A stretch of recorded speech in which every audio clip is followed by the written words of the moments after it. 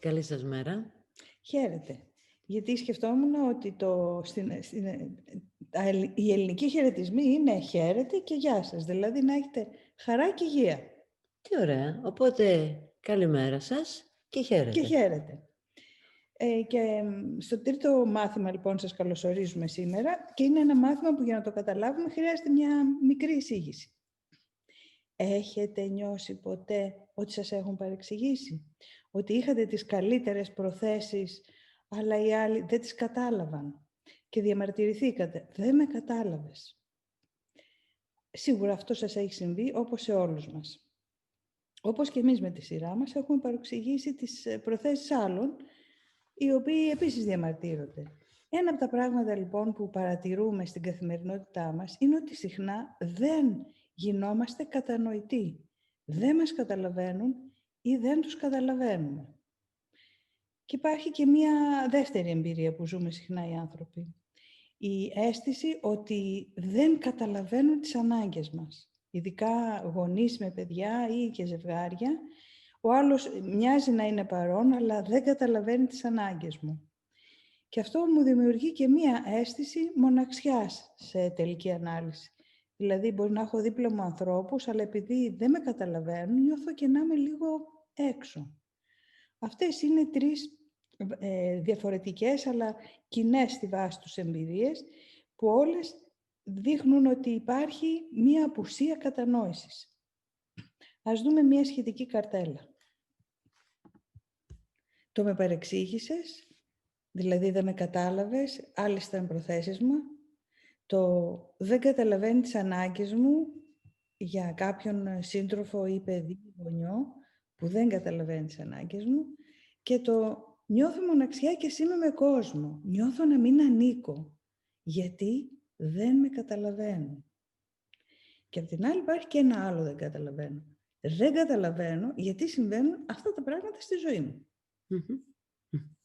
Τι έχω κάνει για να τόσο κακή υπήρξα ή τι έχω κάνει, βρε παιδί μου, και μου συμβαίνουν όλα αυτά, ή συναντάω τέτοιου τύπου ανθρώπους ή τέτοιου τύπου εμπειρίες. Φανταζόμαστε ότι λίγο πολύ έχετε σε κάποια από τις κατηγορίες, αν όχι σε όλες, βρει τον εαυτό σας. Αυτό λοιπόν μας δείχνει ότι ενώ είμαστε μαζί με ανθρώπους ή και ναι, δεν νιώθουμε συχνά ότι μας καταλαβαίνουν. Ωραία. Εμείς καταλαβαίνουμε τους άλλους? Όχι. Και εμείς είμαστε στην ίδια κατηγορία. Δηλαδή και εμείς συχνά παρεξηγούμε τις προθέσεις τους ή δεχόμαστε τα παράπονά τους ότι δεν τους καταλαβαίνουμε, δεν καταλαβαίνουμε τις ανάγκες τους. Συχνά, ειδικά αυτό με γονείς παιδιά, είναι πάρα πολύ χαρακτηριστικό και σε ζευγάρια βέβαια. Άρα τι κάνουμε? Ας δούμε ένα τραπέζι. Ας πούμε λοιπόν, τι καταλαβαίνω από το περιβάλλον μου, και δεν μιλάμε πια για πρόσωπα, αλλά μιλάμε για αντικείμενα. Αν κοιτάξετε γύρω σας στο χώρο, σίγουρα θα βρείτε ένα τραπεζάκι, ξύλινο ίσως. Ας πούμε λοιπόν ότι έχετε στο χώρο σας ένα ξύλινο τραπεζάκι. Είναι ένα τραπεζάκι που το γνωρίζετε πολύ καλά, αλλά έχετε αναρωτηθεί πώς ξεκίνησε δέντρο και κατέληξε τραπεζάκι στο σαλόνι του σπιτιού μου? Τι γνωρίζω αλήθεια? Μήπως δεν καταλαβαίνω αυτό που βλέπω? Γιατί εάν με ρωτούσε κανείς, θα έλεγα βεβαίως, γνωρίζω πολύ καλά το τραπεζάκι μου. Αλλά σκεφτείτε τη διαδρομή του από δέντρο μέχρι το σαλόνι του σπιτιού μου, από πόσα στάδια και διαδικασίες πέρασε. Να δούμε την επόμενη καρτέλα για να καταλάβουμε τώρα τι εννοούμε με το τραπεζάκι, με τους άλλους που δεν μας καταλαβαίνουν και με τη σημερινή άσκηση, πώς θα συνδεθούμε. Το ερώτημα είναι, σκεφτείτε από το δέντρο, από πόσες διαδικασίες πέρασε μέχρι να γίνει τραπεζάκι. Μπορώ να γνωρίζω λοιπόν κάτι, αν δεν γνωρίζω όλη την πορεία του, αν δεν ξέρω την αιτία που το δημιούργησε, όχι μόνο το τραπεζάκι, αλλά και το υλικό του, την αιτία που δημιούργησε το δέντρο, τις συνθήκες κάτω από τις οποίες δημιουργήθηκε, τη δομή του, την εμφανή, αλλά και την αφανή, το σκοπό του, την ιστορία του και την κατάληξή του. Δείτε πόσα πράγματα, και ίσως υπάρχουν και πολύ περισσότερα, επιγραμματικά έχουμε γκρουπάρει ορισμένα, συμπεριλαμβάνονται στο κάτι που δικαιούται κανείς να πει μετά, ναι, γνωρίζω. Αν αυτό αφορά ένα τραπεζάκι, σκεφτείτε τι μπορούμε να πούμε για έναν άνθρωπο. Για έναν άνθρωπο, λοιπόν, μπορώ να πω ότι τον γνωρίζω πραγματικά ή για τον εαυτό μου. Γι' αυτό το δελφικό ρητό γνώθης αυτών ήταν εκεί στη μετώπη των Δελφών, ακριβώς για να μας δείξει ότι η διαδρομή της γνωριμίας με τον εαυτό μας είναι μια μακρά πορεία και πολύ ενδιαφέρουσα, συχνά με περιπέτειες. Ας δούμε λοιπόν το σημερινό μάθημα που συνδέει όλα αυτά και κάπως θα σας φανεί τώρα λίγο πιο λογικό, γιατί αν σας το βάζαμε πριν κάνουμε αυτή την εισήγηση, θα σας φαινόταν λίγο παράδοξο. Ας δούμε λοιπόν τι λέει το σημερινό μάθημα.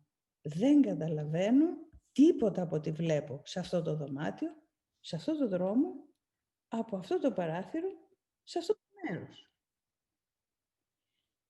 Ας πούμε πώς μπορούμε να κάνουμε αυτή τη στιγμή την άσκηση, λοιπόν, όλοι μαζί εδώ όπως είμαστε. Γυρίζουμε και κοιτάμε το περιβάλλον μας και οτιδήποτε βλέπω μέσα στο δωμάτιο, απλά όπου πέφτει το βλέμμα μου, χωρίς καμία κριτική, βλέπω και λέω δεν καταλαβαίνω τίποτα από ό,τι βλέπω σε αυτό το δωμάτιο, αφήνοντας το βλέμμα μου να ακουμπήσει πάνω σε οτιδήποτε περνάει το κεφάλι μου καθώς το περιστρέφω. Αν είναι κοντά το παράθυρο ή βλέπω από το παράθυρο, θα πω το ίδιο. Δηλαδή, θα πω, ας πούμε, δεν καταλαβαίνω αυτή την καρέκλα. Ναι. Δεν καταλαβαίνω εκείνο το δέντρο που φαίνεται από το παράθυρο. Δεν καταλαβαίνω το παράθυρο. Δεν καταλαβαίνω το σπίτι μέσα στο οποίο είμαι. Δεν καταλαβαίνω την καρέκλα που κάθομαι. Δεν καταλαβαίνω καν το σώμα μου. Κάντε το λοιπόν αυτό για 1-2 λεπτά. Γυρίστε ήσυχα το κεφάλι. Μην επιμείνετε σε κάτι. Απλώς ό,τι συναντήσει τυχαία το βλέμμα σας. Όπου και αν πέσει. Δεν καταλαβαίνω αυτό το παπούτσι, αυτό το χαλί. Δεν καταλαβαίνω αυτό το πόμολο. Δεν καταλαβαίνω αυτό το βιβλίο. Όπου και αν πέσει το βλέμμα σας, χωρίς προτίμηση και χωρίς αποφυγή. Μπορείτε να γυρίσετε δεξιά, αριστερά, να στραφείτε και πίσω.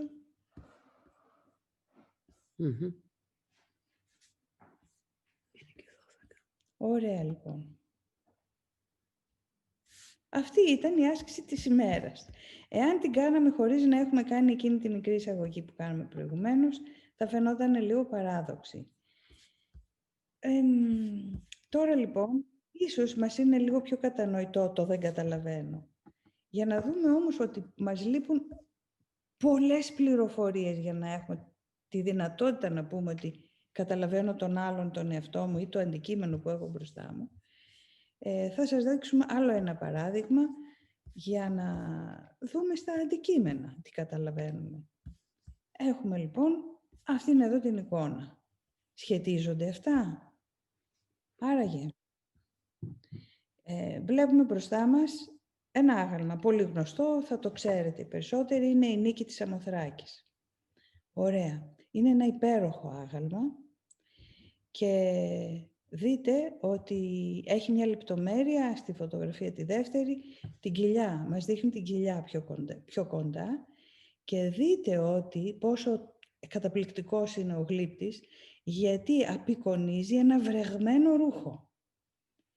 Γιατί στην αριστερή φωτογραφία βλέπουμε ότι η Νίκη της Σαμοθράκης δεν είναι απλώς πάνω σε ένα βάθρο, είναι στην πλώρη καραβιού. Άρα έχει βραχεί από τη θάλασσα και έχει κολλήσει ο λεπτός μανδύας της, το λεπτό ένδυμά της πάνω στην κοιλιά της. Βλέπουμε τις πτυχές του βρεμένου ρούχου. Αυτό λοιπόν είναι κάτι που τώρα, αν με αυτή την επεξήγηση, μπορείτε να το δείτε. Αλλιώς, απλώς θα το κοιτούσατε και θα λέγατε τι όμορφο, αλλά δείτε τώρα κάτι που αποκαλύφθηκε στα μάτια μας. Αυτή η λεπτομέρεια, το βρεγμένο ρούχο και πώς μπόρεσε να το αποτυπώσει ο γλύπτης. Και από κάτω κάτι φαινομενικά άσχετο. Ένα αθλητικό παπούτσι. Σχετίζεται? Ναι, σχετίζεται. Γιατί το σήμα της Nike, αυτό που βλέπετε εδώ, το γνωστό αυτό σήμα, προέρχεται από το φτερό της νίκης της Σαμοθράκης. Γι' αυτό και η ονομασία Nike ή Nike. Που είναι βέβαια η λέξη νίκη, η ελληνική λέξη νίκη, η οποία επιλέχθηκε για να σηματοδοτήσει αυτή τη μάρκα παπουτσιών, θέλοντας να υπονοήσει για τον αθλητή ότι θα έχει νίκες. Καθώς το είδαμε αυτό, μπορέσαμε να δούμε ότι πράγματα που είναι στην καθημερινότητά μας δεν τα έχουμε συνειδητοποιήσει. Από εδώ και πέρα όμως μπορούμε σε κάθε τέτοιο αθλητικό παπούτσι να θυμόμαστε τη νίκη της Σαμοθράκης. Δείτε πόσες συνδέσεις, πόσα άγνωστα πράγματα υπάρχουν. Άρα, πραγματικά, αν γυρίσω το βλέμμα μου γύρω, μπορώ να πω και να κατανοήσω λίγο περισσότερα. Δεν καταλαβαίνω τι είναι αυτό που βλέπω, γιατί δεν έχω όλη την ιστορία στο νου μου. Και αυτή είναι κάτι πολύ βασικό. Είναι μια ειλικρινής παραδοχή της άγνοιας, η οποία μετατρέπεται σε αφετηρία της γνώσης. Εν είδα ότι ουδέν είδα, του Σωκράτη, βεβαίως. Για να πάμε λοιπόν αυτό το ταξίδι στα μαθήματα θαυμάτων, που είναι πραγματικά θαύματα, όπως βλέπετε σε όλες αυτές τις ασκήσεις μας ζητάει να κάνουμε χώρο στο νου. Χώρο στο νου. Άρα αυτό που χρειαζόμαστε είναι να είμαστε σε επαφή με ένα είδος ταπεινότητας για να μετριαστεί η ένταση των πεποιθήσεων που έχουμε, έτσι ώστε να αρχίσουμε να κουβεντιάζουμε με τον εαυτό μας το ενδεχόμενο να υπάρχει και μια άλλη εξήγηση στα πράγματα ή να υπάρχει μια διάσταση αφανής μέχρι αυτή τη στιγμή. Θα σας προτείναμε, αν έχετε ερωτήσεις, να τις γράφετε στο chat, γιατί θα τις απαντήσουν όλες όπως έχουμε πει. Μπορείτε να μας γράψετε και email με ερωτήσεις. Πάλι θα αφιερώσουμε και συναντήσεις αναλυτικές, με αναλυτικές απαντήσεις στις ερωταποκρίσεις αυτές. Όταν θα μαζευτεί ένα πακέτο ερωτήσεων, θα κάνουμε μια ειδική συνάντηση ή ένα πρωινό, θα το αφιερώσουμε στις απαντήσεις αυτές τις ερωτήσεις. Επίσης, να πούμε ότι δεν είναι υποχρεωτικό να πιστέψετε αυτά που λέμε και να τα υιοθετήσετε. Είναι η δική μας κατανόηση για τα μαθήματα θαυμάτων. Εσείς σκεφτείτε τα και δείτε αν σας κάνουν νόημα και αν σας απαλαίνουν την ζωή σας, αν μαλακώνουν τα πράγματα μέσα μας. Ένθερμα σας παροτρύνουμε να κάνετε μια άσκηση θαυμάτων κάθε μέρα, με τον τρόπο που λένε οι ασκήσεις. Και δείτε αν σας κάνουν. Πειραματιστείτε με αυτό. Στην ιστοσελίδα θα δείτε ότι υπάρχουν οδηγίες στις ασκήσεις. Οπότε ξεκινήστε με τις οδηγίες, διαβάστε τις και δείτε πώς κάνουν. Είναι πολύ απαλά, πολύ ήσυχα. Πειραματίσου, λέει. Απλά μην τις κρίνεις, κάντες και δες αν αλλάζει κάτι μέσα σου. Ωραία. Ήρθε η ώρα τώρα για τον διαλογισμό.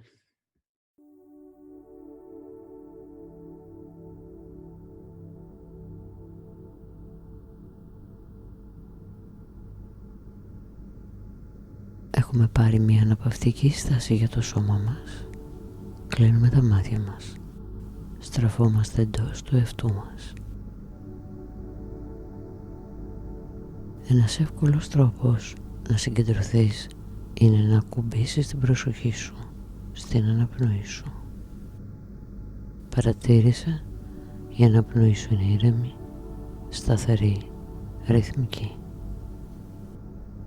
Ρυθμικά ακολουθεί η προσοχή σου την εισπνοή-εκπνοή σου.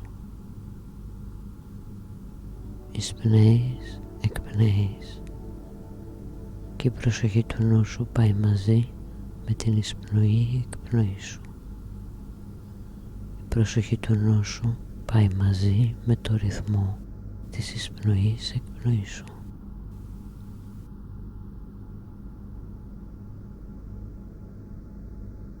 Για να συγκεντρωθείς ακόμα περισσότερο στην επόμενη εισπνοή, κράτα την αναπνοή σου, άνοιξε τα μάτια σου και καθώς εκπνέεις κλείνεις τα μάτια σου. Πάμε μαζί. Εισπνέεις, κρατάς την εισπνοή σου, ανοίγεις τα μάτια σου, εκπνέεις και κλείνεις τα μάτια σου. Άλλη μια φορά. Εισπνέεις, κρατάς την αναπνοή σου, ανοίγεις τα μάτια σου. Εκπνέεις και κλείνεις τα μάτια σου. Ανάπνε κανονικά τώρα.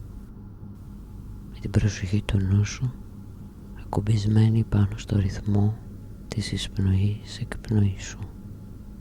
Όσο περισσότερο το κάνεις αυτό, τόσο περισσότερο με κάθε εισπνοή χαλαρώνεις και με κάθε εκπνοή χαλαρώνεις όλο και πιο βαθιά. Χαλαρώσει το μέτωπο, χαλαρώνουν οι ώμοι, χαλαρώνει ο κορμός του σώματος, χαλαρώνει μη στα χέρια, στα πόδια, ως τις άκρες των δακτύλων. Με κάθε εισπνοή γλιστράς όλο και πιο βαθιά στη χαλάρωση. Με κάθε εκπνοή χαλαρώνεις και πας ακόμα βαθύτερα.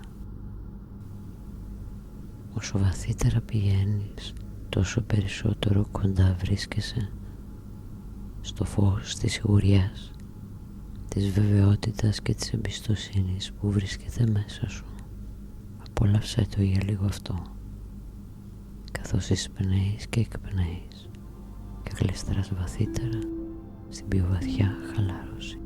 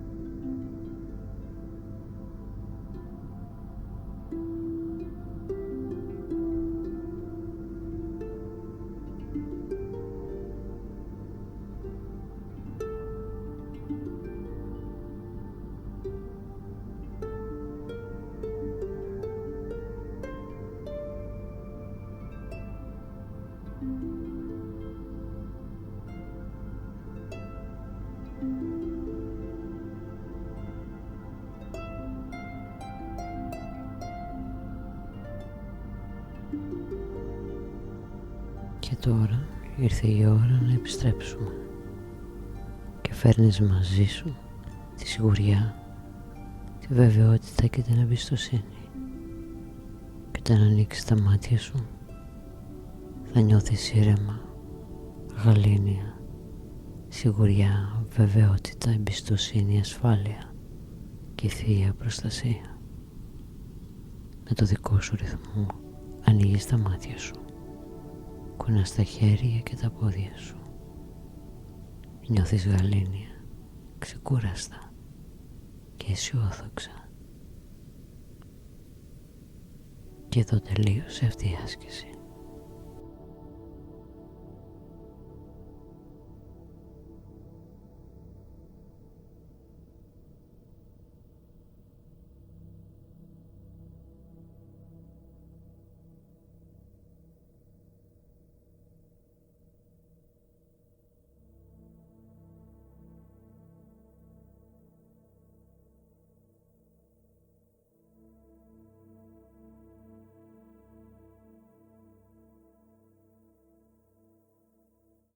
Και εδώ ολοκληρώνεται η σημερινή μας συνάντηση. Θα είμαστε πάλι μαζί αύριο στις 10, αν μπορείτε να έχετε μπει μέχρι τις 10 παρα 5, για να ξεκινάμε 10 ακριβώς. Καλή σας μέρα λοιπόν. Χαίρετε.